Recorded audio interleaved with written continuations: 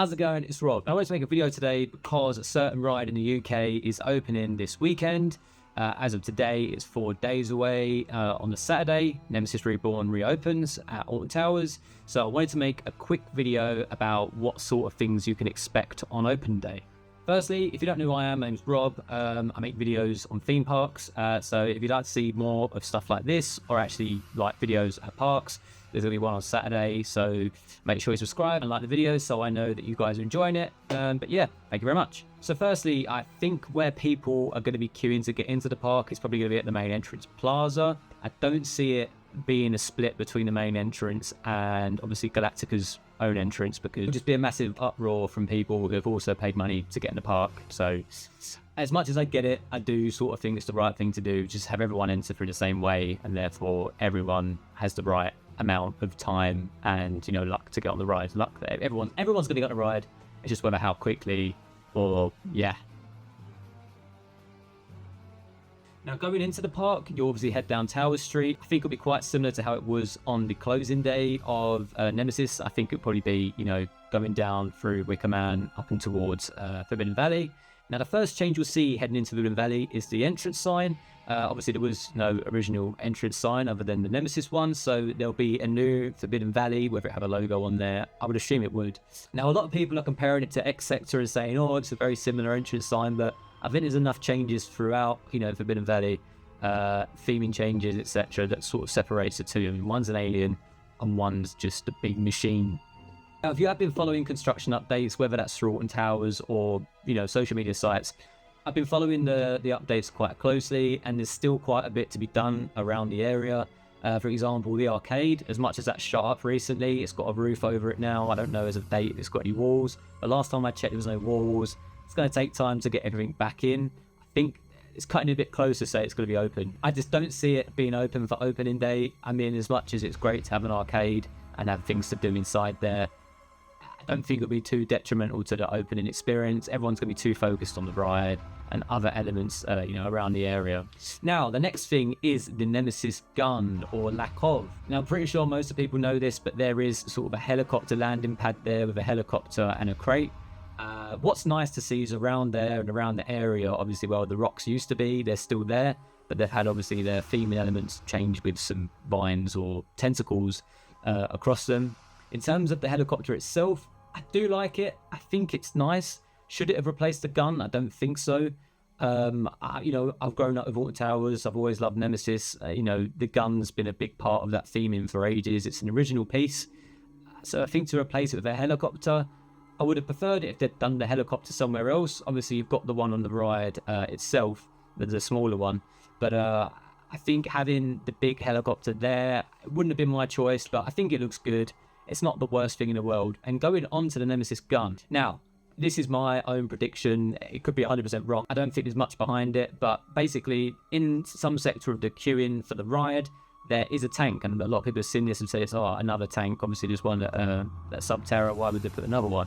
Now, if you look at the actual structure of this tank, it's very similar. If you look at different pictures of the Nemesis gun from different angles, it looks like a base to what that could be made. Now, I know the Nemesis gun was made from like an old drill, but I wouldn't be surprised if, you know, if they were to bring back the gun but in a different form, if they just reconstructed it, you know, with different materials to what the original one was, but made it look pretty similar. So I could, and I hope that that is the case, that they're redoing the gun to look, I'll do the side by side, as, you know, you can see the gun and the structure that they're building. So you can start to see, you know, where I'm concluding to it, but I could be completely wrong. It's probably quite unlikely that that will be the case, but I'd love if they kept it. I don't know why they put it in the queue line, but if they do, I'd love it to stay. And in terms of around the area, I mean, I think it'll be filled with actors. I mean, if you look at the lights of, you know, Curse at Alton Manor on that opening day, it was so atmospheric, you know, they had so many actors, and it was a good atmosphere for people who were, you know, excited for the opening day. I think we'd do something very similar for that.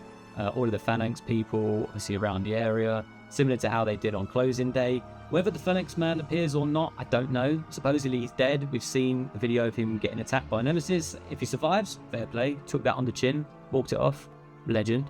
But yeah, it's going to be very, you know, atmospheric. They'll probably have the smoke machines on and, you know, audio, and at night time as that falls, all the lighting that they've put up. We've seen it in pictures, obviously, with the red lighting around the area. It's going to look amazing, and I'm very excited to witness it.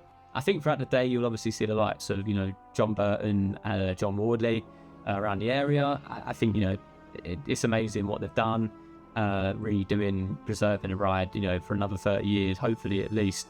It's such a classic, and everyone loves it, so I'm really glad they've done what they did. Now, one that's sort of flown under the radar, and I haven't heard many people talking about it, it's because there's not been much evidence of it, but is the waterfalls around the area. Will they be on? Will they be there? Will they be red?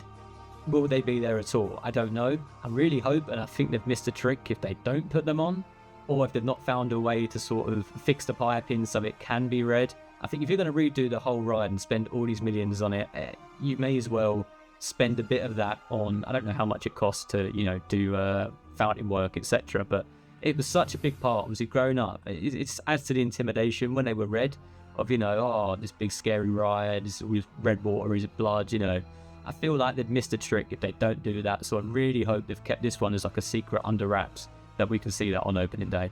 So going on to things that we have seen, I mean, a lot of people have seen it being installed, but the teeth around the animatronic eye. So the animatronic eye itself, no one's seen really anything of it. Whether it will be animatronic or if it will just be a static eye with, the spikes that we've seen on the promotional material, I don't know. I think it'll be very likely that, the teeth or somehow the eye will be animated, whether that's with a screen or illusion, I don't know. But I think we could probably expect to see, some form of animation on that. Which leads into the station. Now, there's been a few images circling around, and I think there has been a bit more work to the station than people would have thought. A lot of people speculated that they'd just paint it black. I don't think they would ever just paint it black, considering how much they've done to the rest of the area. Now, I think they've done a bit more to the inside of the station to really make it look a lot more like the beast of the insides of I don't know, I'm just going based off an image I've seen that they've done work. So if I had to guess, it'd probably make it look like the insides, similar to how you exited Nemesis Station. It had all the sort of gills or whatever they were, but there would probably be like fleshy walls, or the lighting in there is probably going to be great. In terms of the ride system itself, we know there's been improvements to that, so hopefully they've done major improvements inside the station, but what they are yet, we're going to see it. I know I've made a video about what to expect, and I don't really know what we're expecting or what's going in, but I guess we're all going to find out.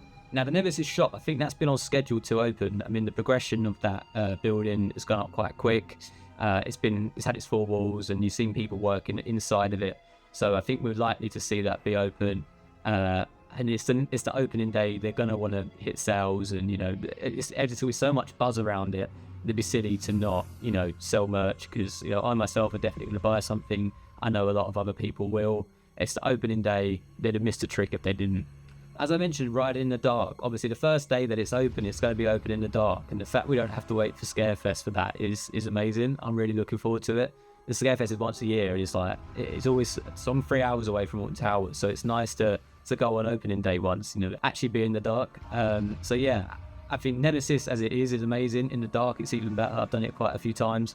But yeah, the whole buzz of, the new installments, what they have in store, the atmosphere, having smoke and lights in the dark, it's going to be amazing, and I think we're all looking forward to it. Now, queuing times. I think, it's to be expected. It's a new ride. Yes, I get it. It's a reopening of an existing ride, but everyone's going to want to be queuing for it. I think there'd be queues to 3 to 4 hours at least, especially in the morning. I think everyone's going to flood to that area, as to be expected.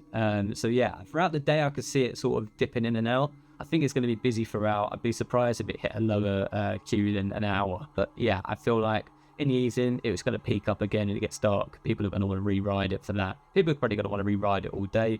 But yeah, I feel like the queue times, expect it to be really busy throughout all the day. And if it isn't, great. It's quite a good throughput ride anyway. So it will do a good job of eating 3 hours, but it's still going to be busy because so many people I know are going there.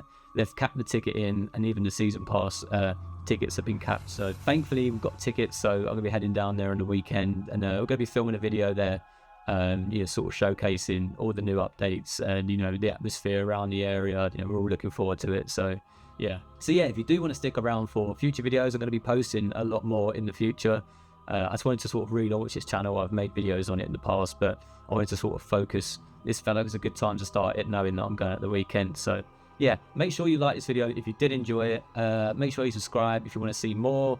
Let me know if you want to see more of these discussion videos where I sort of give my thoughts as to what I think things are going to happen around parks. Obviously, Hyperion is going to be opening soon this year, so as soon as that opens, I'll be down there checking it out. I'll film that, and yeah, hopefully see you guys in the next one, and thank you for watching.